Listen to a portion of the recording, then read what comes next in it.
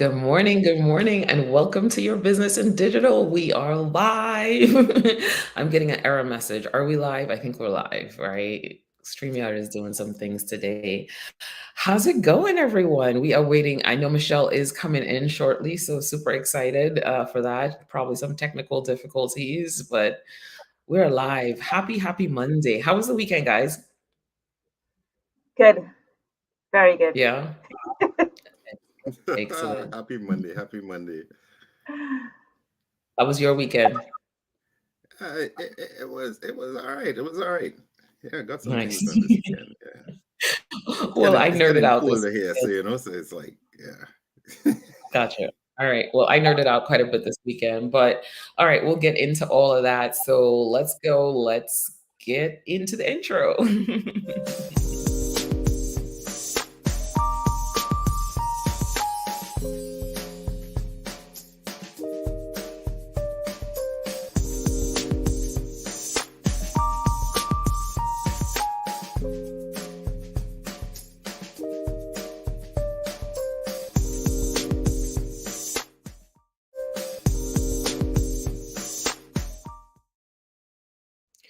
Good morning, and welcome to your business in digital. This is the show where we talk to you about your business in digital, right? We connect all the dots for you to make sure that you're achieving your business goals through digital. We're always excited to be here because we have, all the representatives in the small business, right? All the key stakeholders here on this show. We have finance in the building, we have sales in the building. She's coming through pretty soon. We have operations and we have marketing. So we want to have these really strong Yay! About how do you get to that money in the bank through your digital and your digital marketing efforts. So, all right, let me get some housekeeping out of the way. So, we want you definitely to connect with us. We want you to tell people about this show, tell a CMO, a CFO, any small business executive, because we know that they want to see that return on investment. They want digital to work for them. So, tell them to connect with us on YouTube, subscribe to our channel. Our podcast lives there. We are live broadcasting across YouTube as well as LinkedIn. Check us out on LinkedIn at Your Business in Digital. And guess what? We are found. We are everywhere podcasts are found. We are on Apple, Spotify, all the things, Amazon. So check us out there as well.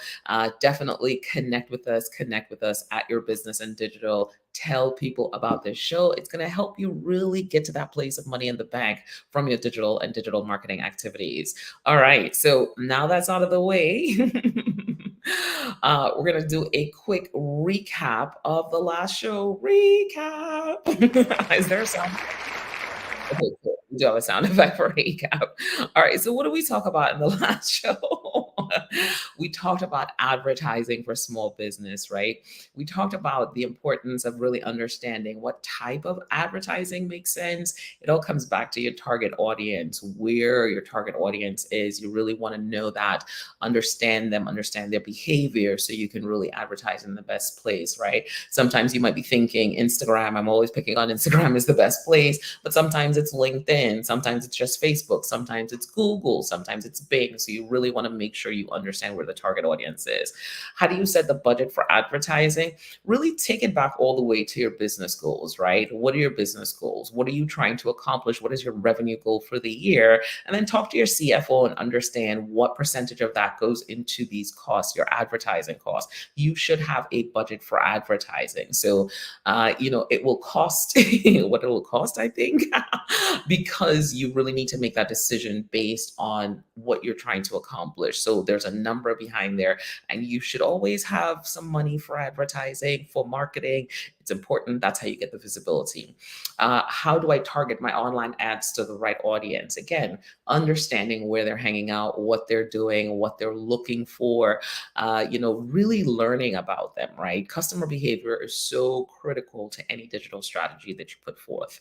How do you track the results? Make sure you're paying attention to your analytics. You want to look at tools like Google Analytics if you're running paid media ads, you want to understand the right KPIs, right? You want to know what the impressions are versus what the click throughs are versus what the add to carts are. You want to understand those KPIs that matter, that really help you get to that heart of, okay, is this advertising working? Should we be optimizing? What should we be doing to make it really, really effective, right?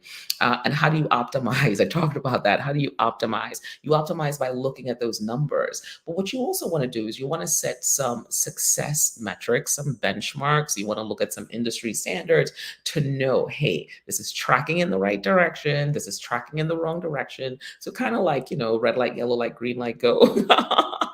Set some triggers for yourself so you know if things are moving in the right direction. You say, hey, we keep doing it. Let's amplify this. If things are moving in the wrong direction, you want to take a pause and you want to look at that KPI that is really being impacted, right? Is it the click through rate? Are they not clicking through? Is it when they get to the landing page? Is something not happening there? Where is the thing, that where's the drop? Where's the fall off? And that's what you want to solve for. So that is a quick recap of advertising for small businesses.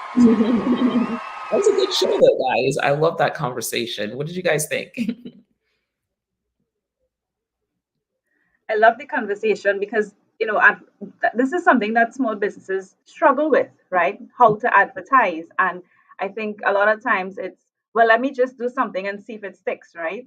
But we clearly were able to demonstrate that it's about knowing your audience and being able to drive that advertising back to the audience as opposed to, well, let's just try something. I mean, there is a point in time in your business where you do that, right? There is a trial and error part, but I think we were able to demonstrate that you need to come back to who are the people that you're trying to sell to. 100%. I mean, more and more, I just keep digging into we got to know these people. We got to feel them. We got to understand. We have to be connected with them. They are the heart of the business, and you have to know what they're thinking and feeling at any given moment so you can pivot your content, create what they need you to create, adjust your products. And so, super, super helpful there. Michael, what are your thoughts? Yes, absolutely great conversation. As Andrea said, so important to small businesses advertising, and such a big change in where we advertise, right? So that shift completely away from traditional media, and understanding what gets you past that 5 minute skip ad. Right. So that people don't, so that time is so important, so you want to make sure that the money is spent well, that it does yield the results that you need. Yeah. So, I want to talk about traditional media a little bit.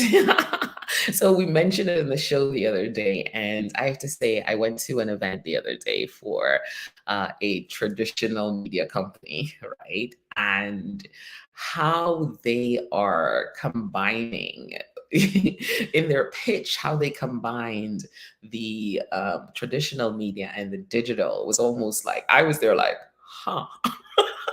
They kind of stopped me in my tracks because now they're really understanding. They understand what people watch, and they've understood that for years, right? They know more about the households. They understand the device. They understand so much from, and so now they're kind of really becoming these powerhouses, and they're still connecting it back to a landing page, for instance. They're doing things that drive back to it, and then they're still running that in conjunction with digital advertising. So they're hitting these folks they're hitting their targets, wherever they are, because they also now understand that everything's a TV, right? So it was very eye opening. I was just like, oh, oh. I was just like, right? Of course they had to get it, right? But it was just like they're like, yeah, we have all the data. And I was just like, wow, I never thought about it that way. So just to, add a little they definitely shut me up. We might have to visit that, right? Because a lot of stuff is out now around connected TV, and advertising when you're using all these different streaming platforms, right? That end user is using multitude of different platforms. So where do you advertise? How do you advertise? All right. So that might be worth visiting. We might need to get into that a little bit. Yeah, and like on a local level, TV makes sense. There are a few different things. Anyway, So recap is taking way too long. We gotta move into the hot topics. Michelle, where are you? We miss you. All right. So what is the hot topic for this week? Listen, I was being a little bad when I made this title, right? But TikTok dance can work for B2B as well. And this is a really great example. I think we're gonna see, I'm being a little tongue in cheek here, but let's go after it.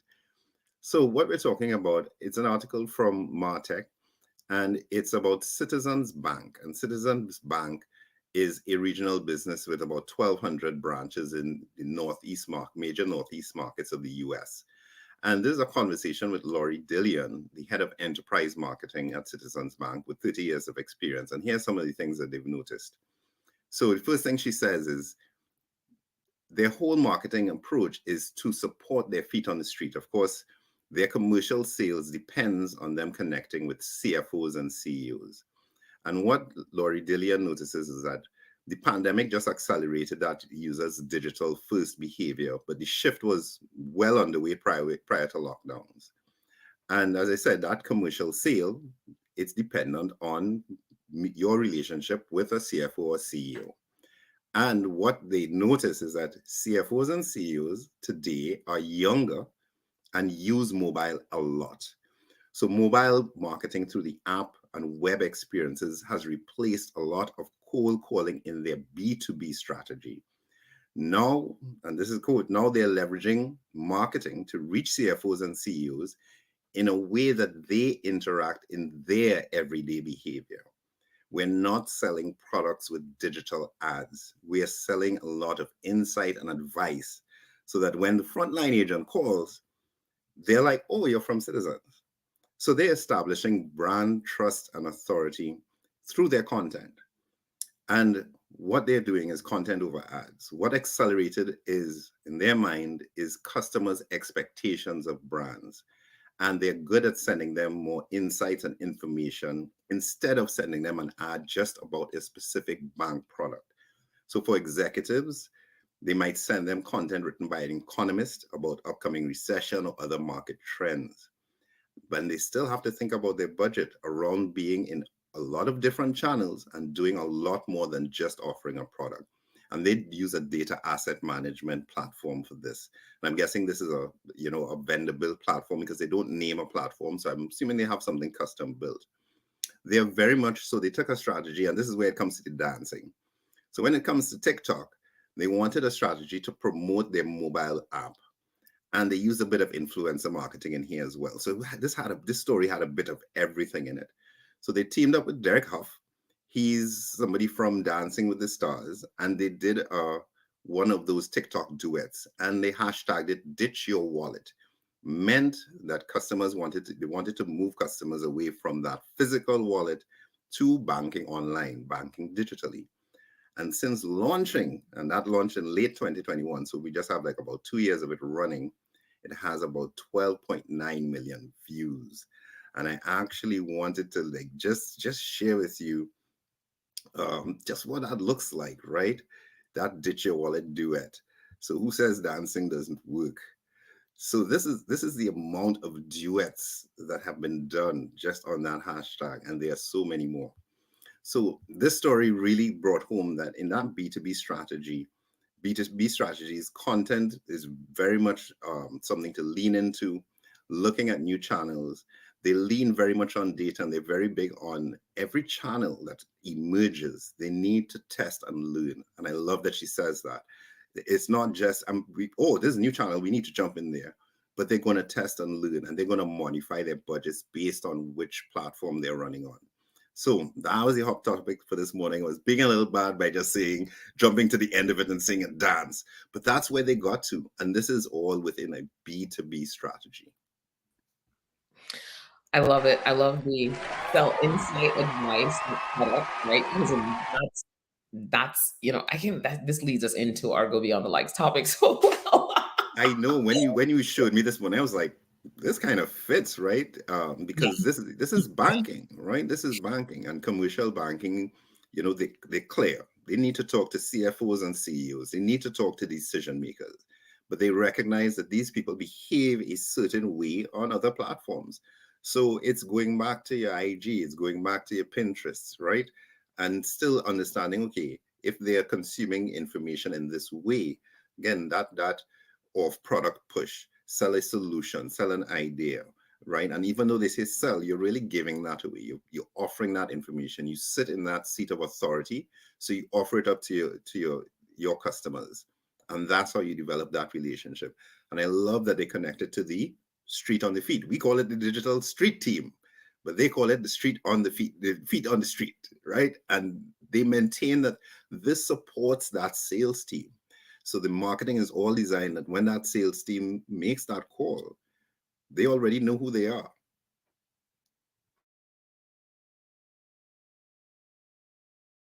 Go for it, Andrea. So, I mean, of course, he had me at his top at his topic, right? I was like, what? Because you know how I feel about the dancing on TikTok. No, I am not doing it. I'm very sorry.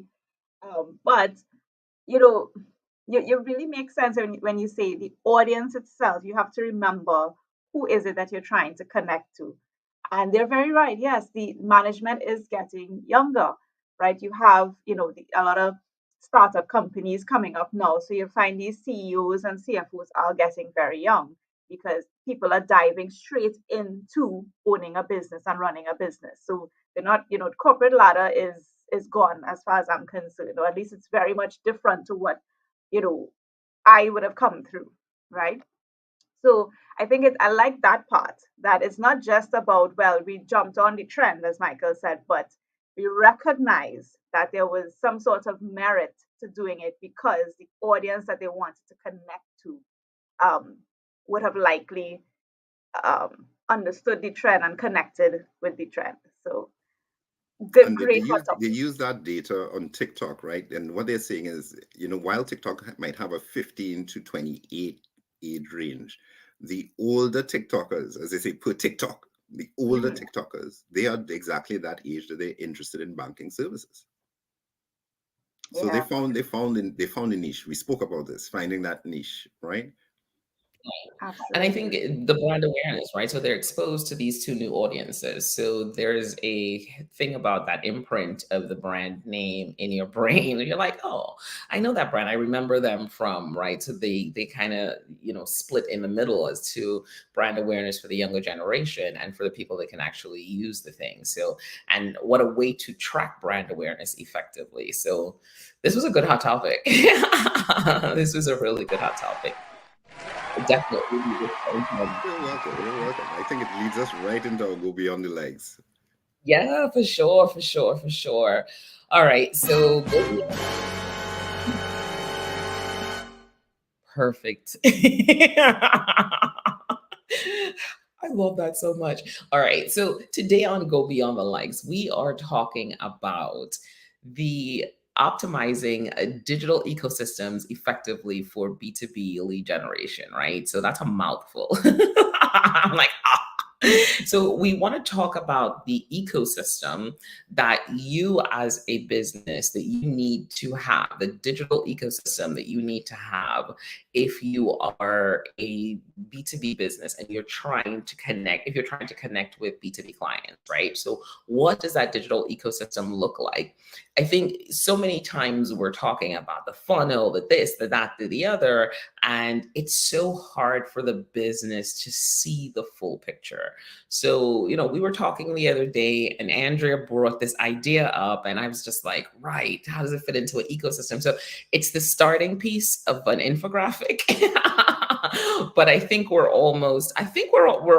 potentially almost there. I'm like, where's my show? So so it's a little small here. So I'll share it once we get it right. I will definitely share this on LinkedIn. So when we're thinking about an ecosystem for business, a small business who, has been in business for maybe 2+ years, looking to really lean into more B2B clients, they have to start with, that understanding, well, what does my ecosystem look like? What does my digital ecosystem look like? What are the moving parts that I'm going to have, and how am I going to connect them? Many a times businesses at that phase, of 2+ years, you find that they have like cobbled solutions, right? We talk about that all the time. Mike, I think that's Mike's go-to statement, the cobbled solution. So that cobbled solution doesn't give them all the information that they necessarily need, and it doesn't really flow. So this infographic here walks you through the first thing you see is the business, because we're targeting the B2B space. But just like Michael talked about, we're talking about the decision makers as well too at those businesses. So we want to highlight that the businesses are there, they have their own personas, but then we want to say, hey, these decision makers are hanging out in a lot of different places, just like you talked about, right? They're on social media, they're doing their thing on TikTok, on LinkedIn. They're hanging out, they're searching for things using SEO, they're looking at ads, and they're also listening to podcasts, they're reading blogs, they're doing all those things. So when you're considering your lead generation strategy, you really want to look at it to say, okay, cool, where's my target audience hang out, and what's most important to me? So in this example, we focus in on a B2B lead generation strategy that starts off with the top of the funnel having a podcast, right? Like a video podcast where they're sharing insights. I mean, I feel like I could say verbatim what you said, sharing insights, valuable information, not just selling, right? But this is also called social selling. That's what we call that as well too. So the decision maker can enter the door there, right? Or the decision maker could be scrolling through TikTok, or they could be scrolling through Google and put in a keyword, and that ad draws them into something, because you're really solving for a pain point. This content that they first see is that attraction content, something that really engages them. Of course, they could be searching on YouTube, they could be searching on Google, they could be searching on Bing. So you want to make sure you're optimized for search. And you also want to make sure that, again, the content there is relevant. They're on the social media platforms, so you're in that space as well, knowing where they are hanging out, those CEOs, CFOs, those executives who are making those decisions. And so one of the things Michelle always says is this is not linear. They can be in all these spaces. They can be in one of them. They can be right there, but you understand that they're here and this is where they are, right? And so you're like, okay, I can reach them in all these places. I can reach them in one space. It depends, because they are not just the decision makers for their business, but their social profiles and their online footprint is their own as well. So while thinking about this ecosystem, you still have to consider your customer journey, your sales funnel. So that's layered upon all these things. So, right, we can't leave that out.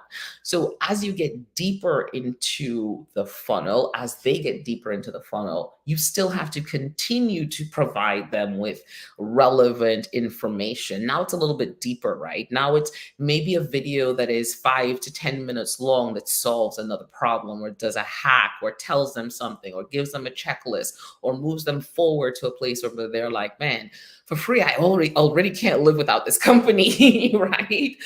Maybe they're downloading your mobile app and they're using it for something. They're doing a thing. They're going to your blog, a landing page. They're looking at your checklist. They're using your tools. So you're now building trust with them. So in this ecosystem, you kind of need to consider that.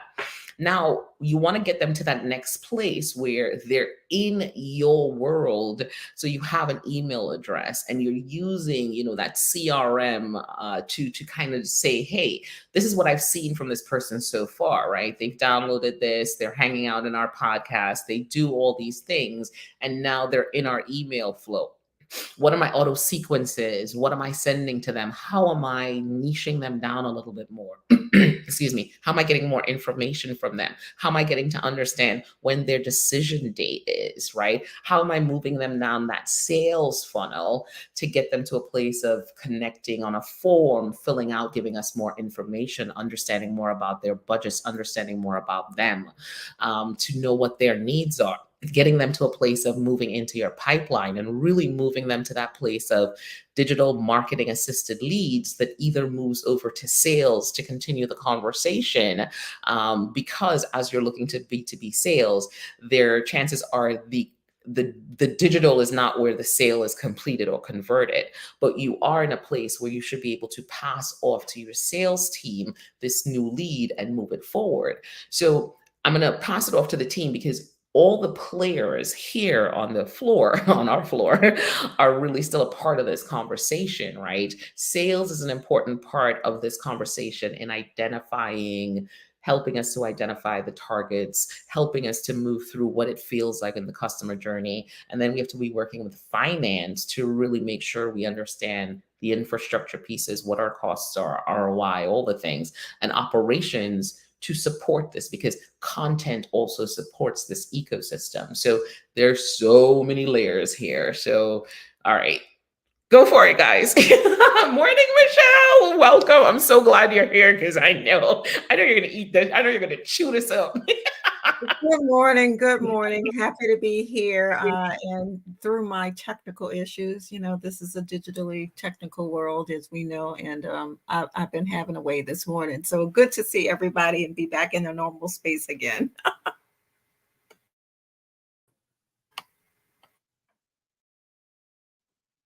Who's going first? I thought Michelle was going to kick it off. Michelle, I thought you were going to kick it off. Go for it. Oh, so this goes to show you how crazy this morning has been that I didn't even take my cue to get in for it. No, but you're right. As we spoke about this on the prep for this call and how important it is for us to understand what our world looks like for the leads that are coming in, and what not just the avenues of where the business is coming in, because as everyone can see, there are a number of bubbles on here and everything is interconnected somehow, just like all components of your body. Everything has its own function and plays along with each other. Things just don't manage independently. And as Tamara said, there is no linear way that's into this. And what I love about this graph is that it says you have to think about everything. One thing just doesn't live in a silo. So as you're working on one thing, you have to understand the ramifications and the dependencies each one of these things have on each other, and how it plays not just on the pre-sale and post-sale, but the continuum of your entire life cycle on the operations, the finance, the marketing, the sales side of things. And all of them play a key role. So you have to know something about all of these components and how it's going to benefit you and move your business forward. I love it in that we've segmented it too in a couple of ways, in looking at for B2B what your business model is, and that there are a number of decision makers. And if you haven't received that information from the previous sessions that we have, when we said that there are a number of bodies at the table that can influence and make or break a sale. Just because someone isn't the titled person as CEO doesn't mean that they're not the person that's going to get that deal through the door. So they are an influencer. They can be someone that can say no to the deal. They might not be able to sign that dotted line, as I said in many of our previous show, but they can say no and block you from the deal. From those decision makers, where do they enter into your world? Are they somebody that's opening the door because you've gone to an event where they've come to you and said, here's my pain, this is what am I experiencing, but they are the user in the network and they open the door for you into a space? Did they find you in a social media space, or as you have found us in a podcast here, virtually through a visual podcast, or through an audio podcast? Are we now nurturing that life cycle of getting you to know, like, and trust us through a downloadable that we're offering up somewhere? Or have we pushed you to a landing page to guide you down that sales cycle that we want you to go into? So I've just gone 3 layers down and have barely touched the surface. But what I'm saying, as Tamara probably said before I got onto the show, is that everything is interwoven and interconnected, and it has to be part of your game plan prior to getting into the space, not post and on the fly, but it has to be a holistic plan for your entire ecosystem, because it's a continuum of things. This is a circle for a reason. It's a circle for a reason.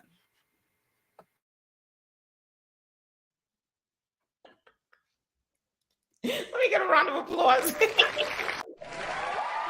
I think I had to connect it in a circle, right? I think I had to connect the graphic in a circle in the end because I'm like, all right, how do I show it's connected? That's the thing, right? As I was building it out, I'm like, where do I show the connectivity of it all, right? I don't want it to be assumed. I want it, I want that to be clear. This is, but go for it, Andrea. You know, so that's the thing, right? You have this graphic and we have all these different things. And finance, the way I see finance, is like a blanket, right? There's not going to be one little icon with finance alone. Finance is going to be a blanket that's going to cover several of these little several parts of the graphic because it comes in at the different points and for different reasons. One of the first things is things like Michelle mentioned, the word life cycle. And I think I've said this on the show before. B2B life cycle is generally longer than a retail life cycle, right? Retail consumers, we make the decision, of course, depending on what the item is, of course, right? Easy items, you make a decision in the split second, in the moment. No, I want, I don't want. Of course, if you get into the more expensive things, that may take a long while. But B2B goes through the different layers. We talked about, are you talking to the decision maker? Are you talking straight to the business owner? And all these different things that you have to wine and dine them. Finance comes in because while all this is happening, no money is coming in, but definitely money is going out. Money is going out because you're probably running ads. Money is going out because you're probably doing a proposal. You're probably taking your time, which is a resource which has a cost. It you and your team are probably, having meetings with them, discussing a proposal with them, meeting the different layers of people. Um, do you have the money? Money is there. You have to consider, do you have the upfront capital that is needed to fund that life cycle. So you're going to find finance is going to be sprinkled in there. And then as you go through all the lead itself and they finally say, okay, yes, we want to continue having conversations and we want to start doing, we want to hear more from you. The campaign itself, how successful are you going to rate that marketing campaign? That's when the customer acquisition cost starts to take shape because we're now saying, okay, to get this customer, this is all the things that we had to do, both online and offline. What does that look like? So I see finance as, I mean, I use the word blanket, maybe I could say fairy dust sprinkled in at all different points, because at some point there is always going to be a finance element that you're going to have to consider, right? When you're actually putting out the ads, finance is going to be there to say, well, how much are we willing to spend on this, on all these ads, right? And as we spoke about in the last show, when we talked about advertising, are we advertising to the right people so that the money is not going to be wasted, that sort of thing. So yeah, so I no matter how you spin it, there's going to be a finance element that's going to touch on these different areas that you have to consider. But I think one, at least at this part of the ecosystem, which is your lead generation, the one that I want to highlight for business owners is that upfront. I think the miss that's a it's almost like an invisible cost that I don't think business owners think about. You see that generating that proposal and going through and talking from different people, going through the levels, that's a cost that you have to consider. And I just want to make sure that people are aware of that. Some good stuff right there. Yeah, for sure, for sure. Well, operationally, you look at that graphic, and it clearly says what you need to be doing, right? It clearly says where you need to be producing content, and it also shows that for most B2B, in most B2B scenarios, you have multiple decision makers. And looking at this graphic, it means from that group of people, each person in that group is going to take a different path coming through here, or has that potential.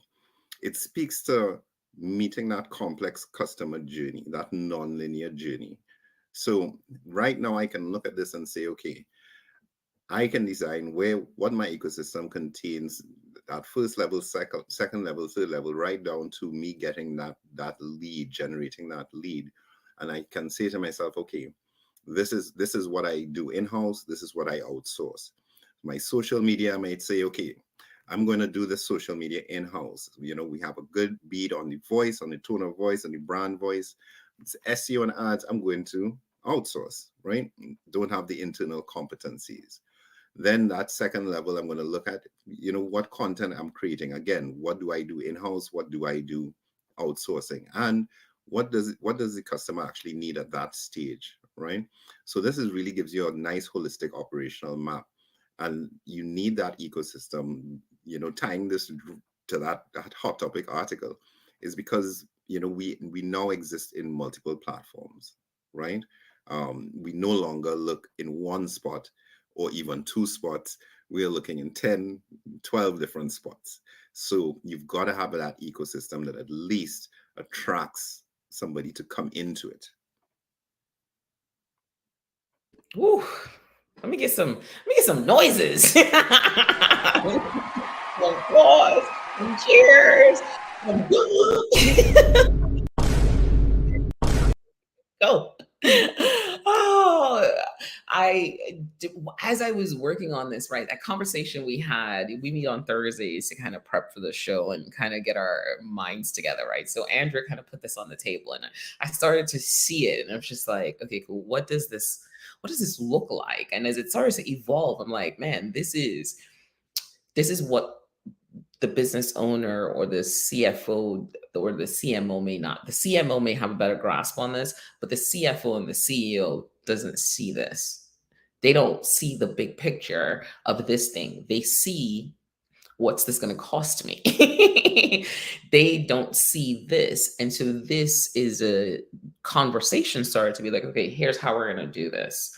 And here's what these costs look like, right? Whether it's the salary cost of, doing a show, the time factor, how much does that add to those costs? And so there's some things that you can put up front. But what we understand in digital is that being an industry expert, presenting as an industry expert and having some long term, those costs go down significantly.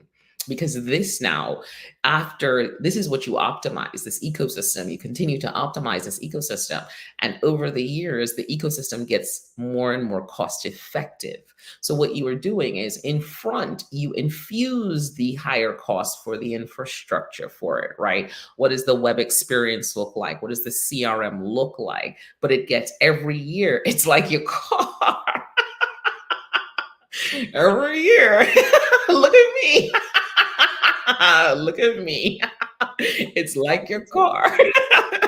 Every year. Oh, Lord, she drank the Kool-Aid, y'all. She drank the Kool-Aid. Drank the Kool-Aid. Okay, right? So the car, not that it loses value, but actually I think it's the other way around. The car depreciates, so the car gets cheaper and cheaper, but your digital doesn't depreciate in value like that, right? So let me set the stage. What happens is that it gets more and more cost effective. And yes, do you have to look at enhancements over time? Yes, sure. But what are those enhancements, right? Are they to the core infrastructure? Or do you have an infrastructure that hey, I can use this infrastructure. I'm with a company like HubSpot. So as they're upgrading, I'm upgrading. So I know I'm good for 5 years because they're going to stay on pace with the technology. So I don't have to hop off. I'm with Shopify. I understand that they're going to stay on pace with the technology, right? Did I build a coded portal on my own with a developer from somewhere else and I can't find that person anymore? That might have been good when the business started, but now you are in business and you're at that space where you're saying, hey, we're making 500K plus. What are the things that we need from an infrastructure standpoint that really supports us? And what's that investment over time? Ads get cheaper as well, too. As you start getting down the funnel, ads get more cost effective because in the beginning, you're hitting the target. In the long run, you're hitting the ideal customer because you keep refining and optimizing. SEO pays for itself. It's gold, right? So on the front end, you pay for SEO, but when you're ranking number one, right? You're leveraging that. So I also want us to look at the impact. And so that's the conversation that we can really bring to the CFO to say, this will pay for itself tenfold in 5 years, but you will see your first return on investment probably in 6 months to a year, at least get us back to we've made the costs back, right? So there's the value in the ecosystem. And even operationally, you start to find that efficiency as well, right? The space that you're in is the space that you're in. We are talking digital marketing. We are talking digital infrastructure and transformation. So, yes, every season we'll talk lead generation. That doesn't change, right? And we have been able to pull from older content. So again, that production cycle of it also builds upon itself. So a lot of people approach it, it's like, I can't do all that content, but no, you're not doing all that content. You're doing content now, and it serves you later. Just as you said, it continues to serve you later. You're just updating, you're making sure, you have an up-to-date article, update the article's date, add some new pieces to it. But you have that structure that continues to feed on itself, and you're continuing to learn and just use that customer feedback to, deliver better content at the right times, at better times. Let's say, keep honing when you deliver that content and who you deliver it to. I love that. I love that. But absolutely, Michael, what I noticed even with us, the way that we've developed this show, you realize we've gotten so efficient now at how we produce this show. We went from meeting several times to now when we meet on a Thursday, I think we've knocked out meetings in a half an hour. We're like, okay, this is what we're going to do. Boom, boom, boom. And we're all really great. And I think I shared my story with you all when I first started doing the shows with you on Clubhouse, how long it used to take me as an individual to prepare a topic. And now I'm preparing topics. Oh, what are we doing today? All right. Yeah, I think I could pull some points for that. And, the day before, you could ask me something and I'll be able to do it. So I think, yes, the efficiency part definitely kicks in. And that leads to the CFO part of the conversation. And Tamara, I like that you said you will pay it back in 6 months or a year. That word payback, that means something to a CFO. CFOs that is an ROI in itself. What they call it the payback method, and what it basically says is after I pay this, how long is it going to take to pay me back what I paid? So if I invested $10,000 in a particular app or a particular software or a particular system, at what point is that going to give me back 10,000? At what point are you going to tell me, well, this system generated $10,000 in sales for me, right? Or 15 or 20. What is that point? It could be 6 months, it could be it could be 2 years, it could be, but whatever that point is, it needs to be something that the business can sustain, because it means while it's happening, the business is waiting. The business is waiting for that payback period. The CFO is waiting for that red to turn back to black to say, yeah, I'm in the black now because I've made back my investment. So I love that you touched on that, Tamara. And of course, we have to remember and add into that digital ecosystem, it's not the same level of effort on everything. It's going to be different, right? Depending on your target audience, depending on your goals for your campaigns, your goals for your marketing. So that will also skew or shift whether you're leaning more into social media, whether you're leaning into more video content, audio content, what happens in your email marketing, where, how many sequences do you really need to have before you ask for some bit of data coming back, right? So there's a lot to that graphic. As you said, this is probably just the start of that graphic, but it really just speaks to that in this digital age and that B2B space, the complex journey is only met by a solid infrastructure. Yeah. What I enjoy about the graphic and the number of bodies that are brought to the table to understand their value in the ecosystem, their role in the sales cycle, is that, again, I'm going back to the continuum and the efficiency component of it. If we are setting this up correctly for the business, we're going to and through the contract signature, including the renewal of that business, because we're setting that component up.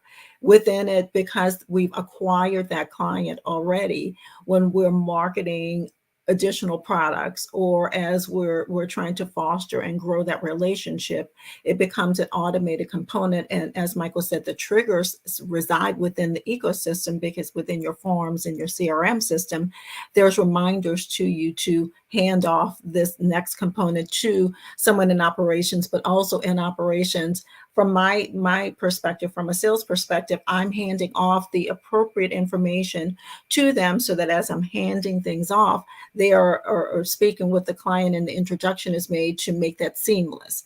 That there are triggers within your system that allows that to happen. Along that cycle, through implementations and steady state, you're also dealing with your client and speaking to what's that next step of, how do I need to speak to that person? Like Michael said, what are their likes and dislikes? Are they somebody that needs to be communicated through text messaging, or through, that's the person that wants to have a not just a phone conversation, but they want to see your face? Those are the kind of ways that Michael was speaking of how to communicate. What's the timing? What's the mode and medium that we need to communicate with that person that makes them lean in a bit more, accept where you are, that trust factor, and then continues that conversation with you and remains invested within your business. That's all sales.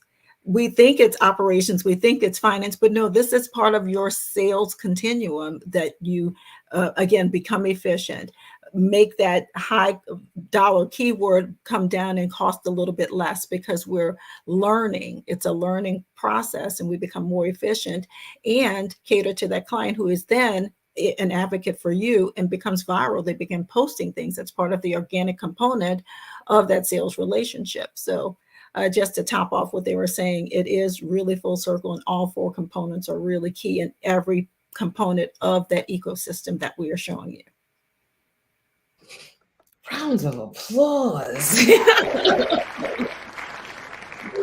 This is a good conversation. I love the digital ecosystem. I think, as I continue to build it out, the next part is really leaning into the customer journey, right? Those are the considerations. And then the sales funnel and how that layers upon it. The full picture is where we want to get. This is how we get the CFO on the same page with us, right? As a marketer, this is how we get the CEO on the same page with us, because we're saying, this is how we get you these marketing assisted, warm, hot leads, right? So this is, we walk this in the door for you. And we've done this with clients, right? We've done this with clients where we've walked them in the door. Here are these hot leads. The other thing is, if you have a cobbled solution, you're lost somewhere in there, right? You don't know exactly what's happening, where it's coming from, or how it's happening. And you're kind of like, oh my God, it's magic. Well, it's not, right? Something's working. You just can't put your finger on it. And I want to add in, because we always want to think about a hybrid solution. So I want to talk a little bit about, maybe if you're at a conference, so maybe conferences are a part of your strategy. The digital solution leads into that as well, too, because it bolsters that relationship that you have connected with at the conference, right? And it says, hey, this person's still doing more. It's another connector in the movement. So it says, our digital solution should be good enough if someone meets us, that they pull up our business name and they search for us, right? Maybe they're using paid advertising. They see where we have our business showing up with a client who branded searches should happen. And it should be, you should be able to put in your business, people find it. And people find them through that, because now they're doing the verification. Are they real? Are they not real? What's happening? And they start going down those journeys as well. So you don't want to be blind. So you want to make sure you have the right solutions in place for the ecosystem, so you can see exactly what's happening. Did I meet that person at a conference? And how are they in the CRM that I have? How are they lined up? So I can now say, okay, there was an offline connection, there was online connection, they downloaded this, they're looking at this, here's where they are. By the time I'm ready to have a proposal conversation with that person, I literally know everything about them, right? 4 kids, a dog. And right, so it's now building the relationship. So the digital doesn't take away from the sales team, it makes the sales team better. The sales team makes the digital better too. The finance, thinking about this and presenting the finance team with the, hey, way beyond the likes, here's what it looks like to get a lead. A lead is going to cost us $200, but this lead is going to pay us $80,000 over the next 5 years. Finance is like, what? Because you can start making assumptions based on your current customer acquisition costs. Because if you're a business in business 2+ years, you understand those acquisition costs. You understand how some of those things work already. So now we're translating that to digital. So you already have an understanding of what am I willing to pay to get this customer, because this business has been running, right? This is not a startup. So I've been willing to pay $1,000. Can digital then and get better? If I'm willing to pay $1,000 to draw in this customer that's going to pay me $80,000 over time, if I'm able to say to my finance, I can cut that in half. We can pay $500 for each customer that gets us $80,000 over. Finance is like, show me. And I'm like, this is how we do digital. And we move these leads over who have done their homework, done their research. Because think about the decision maker and the rabbit hole, right? Think about the first engagement with the piece of content, the 30-second snack, right? Where they're like, interesting, that hits my pain point, let me go in a little bit deeper. The 5-minute video, the downloadable, all the things that move them to a place of saying, this is the right company for me. They understand me. They're talking to me. I feel me in them. They hear me. So all those nuances play into that. And that's how you get to the ecosystem. And I think you've hit on that piece of the ecosystem that we did not put in. And I think we have to put in offline sales activities. That's part of the system, because you said it. That feeds the ecosystem, right? So that ecosystem is double facing. It's customer as well as internally for your sales team. So that sales team is going to come in and feed, well, yes, the last 10 clients, the last 10 prospects we've seen, 8 of them did use the downloadable, right? They can tell you that. They can say, the last 5, they've never seen any one of the 100 videos we put out. It's not working, right? So that ecosystem is really to include everybody, that triangle of business, employee, customer, that triangle, and that ecosystem is meant to, of course, help you foster sustainability and growth. That's the thing. When we're talking ecosystem, we're talking sustainability and growth.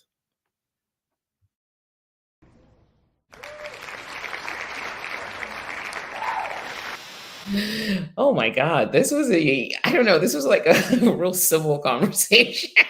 Usually we're like feisty. This was like a real civil. We're all in like agreement here. It's like so kumbaya. This is a good kumbaya conversation. But yeah, geez, so final thoughts, guys, right? I'm gonna pass it around to everyone to kind of give their final thoughts on this. I would say that from the sales perspective, that we are all sellers. All of us are key in this ecosystem in bringing what is required to the table from our perspective to bring that lead into the door to and through the sales process to keep them in our sales continuum. So there is value from your position to be the face of the company, to bring someone through the door, and to keep them in and help the business to grow as Michael said, in a scalable, sustainable fashion.